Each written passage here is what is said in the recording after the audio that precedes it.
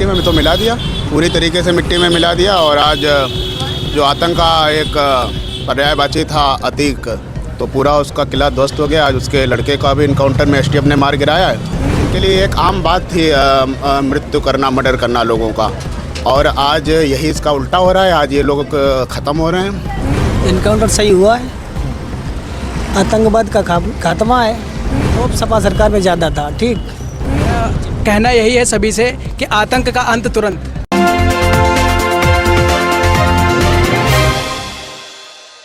उत्तर प्रदेश के मुख्यमंत्री योगी आदित्यनाथ ने कहा था कि माफिया को मिट्टी में मिला देंगे।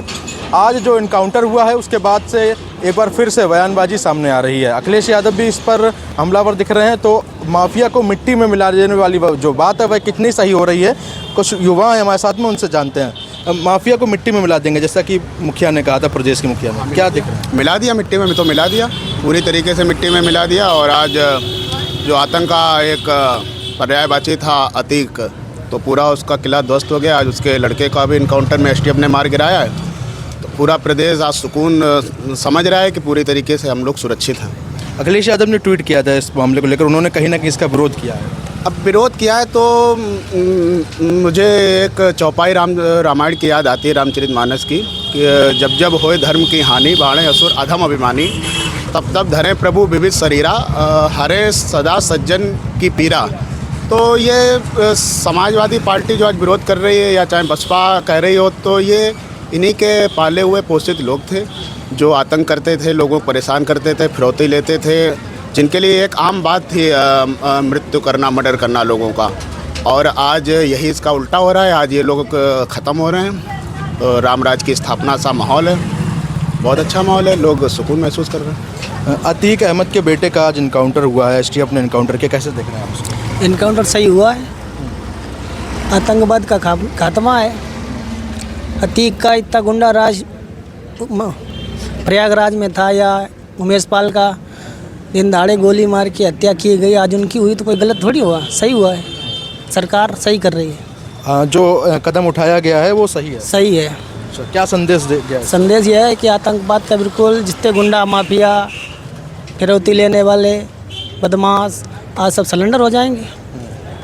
तो अतीक अहमद का एक समय पे तूती चलती थी, एक तरीके से बोला जाता था कि काफ़ी खौफ था लोगों। खौफ सपा सरकार में ज़्यादा था। ठीक, ज़मीन कब्जाना, किसी के घर पे डकैती डालना, हड़पना, ज़मीन हड़पना, मर्डर कराना, अतीक का यही धंधा था। कहीं न कहीं पूर्व सरकारें इसमें संलिप्त थीं। आज जो आज अतीक का बेटे का मर्डर हुआ है, इनकाउंटर हुआ है, तो सरकार अखिलेश यादव जो टिप्पणी करे, कहीं न कहीं पक्षपात की राजनीति या अपनी राजनीति रोटियां सेकने के लिए काम कर रहे हैं। अतीक के बेटे का इनकाउंटर हुआ है, एसटीएफ ने किया, और एक शूटर को भी मार गिराया। जी, मेरा कहना यही है सभी से कि आतंक का अंत तुरंत। माननीय योगी आदित्यनाथ जो प्रदेश के मुखिया हैं, जो उन्होंने कहा था कि मैं आतंकवाद को मिट्टी में मिला दूंगा, तो जो उन्होंने कहा वो कर गुजरे हैं, उनका मैं आभार व्यक्त करता हूँ, बहुत बहुत आभार। और लगातार मैं यही कहूँगा कि जो आतंकवादी ऐसे किस्म के लोग हैं, इनके साथ यही होना चाहिए, ताकि जो अपना देश है वो सुरक्षित उसकी दिशा की ओर चल रहा है, वो लगातार उसी सुरक्षा की दृष्टि पे रखा जाए। योगी राज में अपने आप को सुरक्षित महसूस कर रहे हैं। योगी जी के माध्यम से इतने काम हो रहे हैं, सब सही हो रहे हैं। सभी गुंडा माफियाओं को जान से मारने, मतलब अरे क्या बोलते हैं, खत्म करने का सही काम है। मतलब जो कदम उठाया गया सही है। योगी राज में उत्तर प्रदेश कितना सुरक्षित? पूर्ण रूप से सुरक्षित है, बिल्कुल पूर्ण रूप से सुरक्षित है। कोई अब मेरे ख्याल से कोई नए उत्तर प्रदेश में गुंडा बनने की, माफिया बनने की सोचेगा नहीं। जब सोचेगा नहीं तो गुंडा माफिया बनेगा नहीं। जैसे कि पिछली सरकारों में ये होता रहा है कि जो जितना बड़ा माफिया, जितना बड़ा गुंडा, उसको मैनेज करना पार्टी का। अब ये बिल्कुल जीरो टॉलरेंस है। यहाँ पे अपराधियों की कोई जगह नहीं। जो अपराध करेगा भी गलती से भी, तो उसको पाताल से ढूंढ के निकाला जाएगा, ख़त्म किया जाएगा। नए भारत में, नए उत्तर प्रदेश में माफियाओं, गुंडों की कोई जगह नहीं है पूर्ण रूप से। किस प्रकार से लग रहा है? चुनाव भी है, नगर निकाय का चुनाव है पूरे प्रदेश भर में, ये एक्शन जो हुआ है इससे क्या? बिल्कुल इसमें कुछ ना कुछ परिवर्तन होगा, क्योंकि जो नगर निकाय के चुनाव है, इसमें भी लोग जो होते हैं वो अपने आप को सुरक्षित महसूस हर एक एंगल से करना चाहते हैं। तो कहीं ना कहीं जो चुनाव आ रहा है इसके दृष्टिगत रखते हुए सुरक्षित महसूस लोग करेंगे तो नगर पालिका या नगर पंचायत पे अच्छा प्रभाव पड़ेगा। अखिलेश यादव को ट्वीट करने की क्या आवश्यकता लग पड़ गई आपके हिसाब से? क्या लगता है?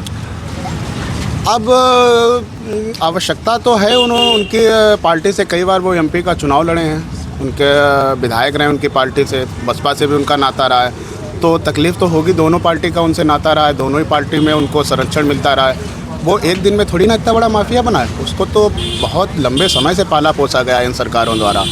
ये जो पूज्य महाराज जी की सरकार है, भाजपा की सरकार है, इसमें इन जैसे आताताइयों का अंत हो रहा है, तो इनका अब अंत का समय है और मुझे लगता है बहुत ज़्यादा परसेंट पे अंत हो चुका है। अब छोटे मोटे जो अपराधी गुंडा माफिया बनना चाहेंगे वो अब बनेंगे भी नहीं।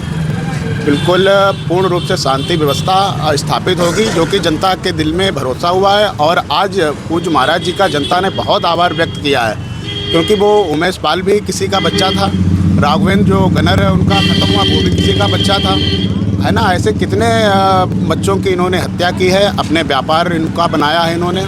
तो आज पूरी तरीके से आतंक ख़त्म हो गया। अब कोई गुंडा माफिया बनने की नए उत्तर प्रदेश में नहीं सोचेगा उसको। अच्छा, आपने गुंडा माफिया की बात करी, तो बनते कैसे गुंडा माफिया? कौन संरक्षण देता है इनको? अब अतीक किस पार्टी से सांसद था सबको पता है, समाजवादी पार्टी से सांसद रहा। अभी कल या परसों ही मायावती ने उनकी पत्नी को निकाला है, शाइस्ता बेगम को, किस पार्टी से थी? बहुजन समाजवादी पार्टी से थी।